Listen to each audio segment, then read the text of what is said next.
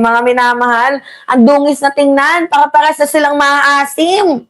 Oo, para-paras na silang maaasim, mga minamahal. Kahit nga itong si Yusek Ler, nagsalita nga din na itong si Sara Duterte ay naninira lamang, dinudungisan niya lang naman ang imahe ni PBBM. 'Di ba? O, tingnan niyo si Yusek Ler, nagsalita na yung palasyo tungkol sa katarantaduhan ni Sara Duterte. Ay, Diyos ko, dapat nga hindi na to pinapansin si Sara, pero kailangan pa din 'Di ba? Kailangan sagutin yung kanya mga binabatikos kasi pag hindi yan sinagot, parang magsi-circulate lang yan na tama si Sara. So, kailangan minsan tablahin. Kaya tama yan, PBBM, na huwag kang tahimik-tahimik lang, magsalita ka. At tama na in-appoint mo si Yusek Ler. 'Di ba? Talagang literal na walang iwanan. 'Di ba? At talagang na ano yung what do you call this, mga minamahal, na stop yung evil eye ni Sara Duterte. So, hindi totoo na patungkol daw sa kahinaan ng liderato sa administrasyon.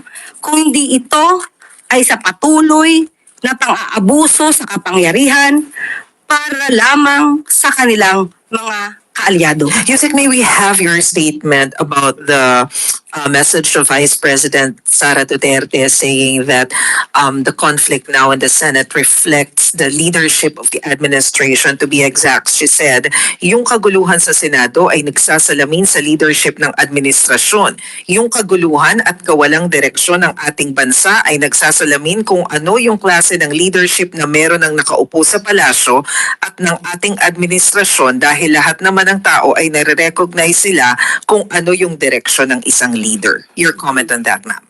Okay, ang paulit-ulit na kasinungalingan ay naglalagay sa atin sa isang kumunoy.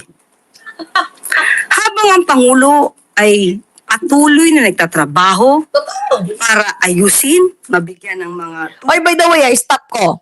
Si PBBM very workaholic. Nasa meeting si PBBM. Laging nandoon sa kanyang mga tinatalumpating mga kagalang-galang na ibang pangulo sa ibang bansa. Nakikipagdiplomasya, nakikipagkaibigan ang ating presidente. Habang si Sara Duterte nandoon sa Dahig, the Netherlands, naglulustay ng pera ng kaban ng bayan at naninira sa administrasyon, dahil yun lang naman yung kanyang panlaban, ng manira ng manira. Diba, mga minamahal? So, sa madaling sabi, si PBBM is working while Sara Duterte is talking. Talking shit. Ganon si Sara. Para mapaganda ang buhay ng bawat Pilipino, lalong-lalo na't may kinakaharap tayong global oil crisis, pati na po ang nangyaring lindol sa Mindanao. Patuloy na nagtatrabaho, samantalang ang Vice Presidente ay patuloy sa paninira at binabago ang naratibo. Totoo. Kumbaga, dinudungisan. Alam nyo, yun yung nakakahiya.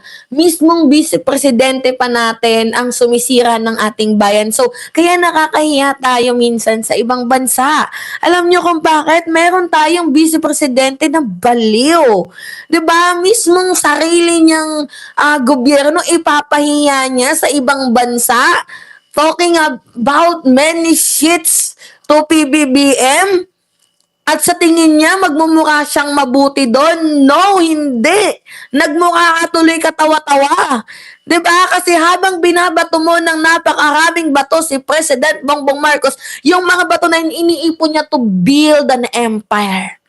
Ganun si PBBM.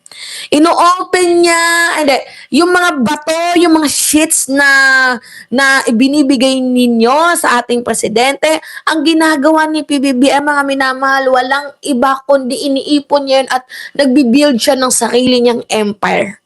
Kahit anong sabihin niyong masama kay PBBM, wala. Kumbaga, iipunin niya lang yan, hindi niya ibabalik sa inyo, pero gagawin niya yung positive. From negative to positive. Ganon si PBBM. 'Di ba? Dapat natin tandaan, ito naman ay nasa records.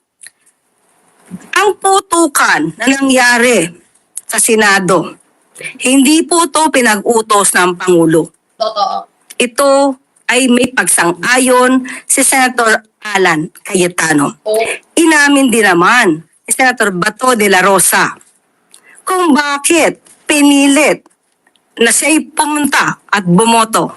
Una, to change the leadership.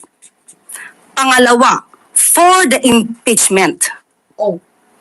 So ang mga tao sa likod na to, ang lahat ng ito, lahat sila yung nagsasabing dapat na ibasura ang impeachment. Ito ay lahat para sa proteksyon ng Vice Presidente. Ang pagpapatakas kay Senator Bato de la Rosa sa tulong ni Senator Robin Padilla, hindi ito nanggagaling sa Pangulo. Ang dalawang sinabi nating senador ay kaalyado ng Vice Presidente. Oo. So, hindi totoo na patungkol daw sa kahinaan ng liderato sa administrasyon. Kung hindi ito ay sa patuloy na pang-aabuso sa kapangyarihan para lamang sa kanilang mga alyado. So, huwag sana mamihasa sa pagdudungis ng iba para magmukhang biktima sa ating mga mata. Tama. And Yusek, speaking of impeachment, is the So, sa madaling sabi, huwag kang maghanap ng dungis ng iba kasi madungis ka din naman. Di ba naghahanap ka ng dungis ni Presidente? Madungis ka din naman eh. Meron kang issue sa pagnanakaw. Meron kang issue sa impeachment.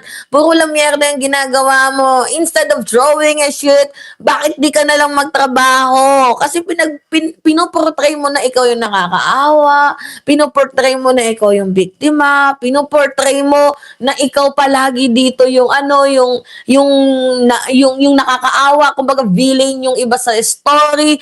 Lagi yun yung gusto mong i-portray na kahit ikaw naman talaga yung Diablo Demonyo dito sa administrasyon. Ikaw yung yung anay dito sa administrasyon. Ikaw yung magulo.